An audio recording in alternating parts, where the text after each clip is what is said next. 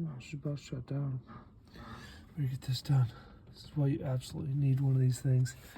I could not at all feel in there under there for the thermostat housing, a 2017 Jeep Compass. So I borescoped to get the socket onto there, and I'll be able to hopefully get that out of there. So if the end breaks off, it's not a big deal. It was factory crimped, but these are 5/16 fuel line connectors.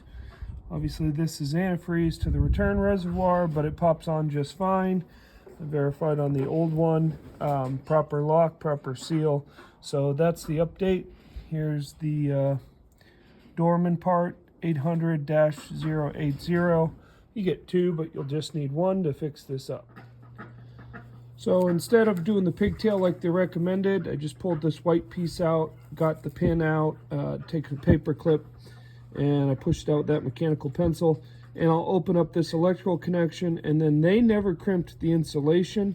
I'll do that. Just remember to put these on the wire, pointing towards the connector like that, before you re-crimp, or else you won't have the seals for this 2-pin connector. And number 1 is the purple wire, which is the signal. Check this thing out.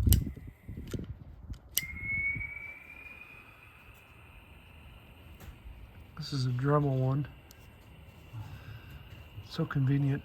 Got to solder the pins onto the temperature sensor. They had pulled out, but they weren't secured very well anyway, so this really makes it easy to work on cars doing soldering. Got some of the electrical solder. There's the wires down there. I do not have a helper, so I guided that in there, got it in.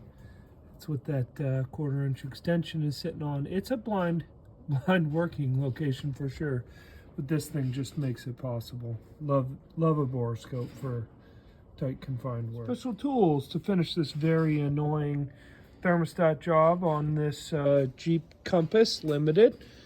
Definitely a solderer. If your electrical connector does not release and you end up pulling out the wires, you got to solder those back on to the connector. Magnet on a stick.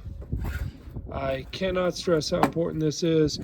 Extended needle nose. I needed that to get the final clip back onto that one hose. And then this size, maybe that's a 2.5-inch, 1/4-inch extension, and a borescope. If you don't have those tools, you probably should not attempt this job.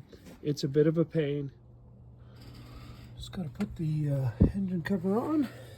Everything looks good down there. All the hoses are hooked up. Bolted in tight. Should be good. No codes. I just filled up the tires, so that'll go away too, but it's good. Got some heat now. Didn't have heat with the p0128, so should be good.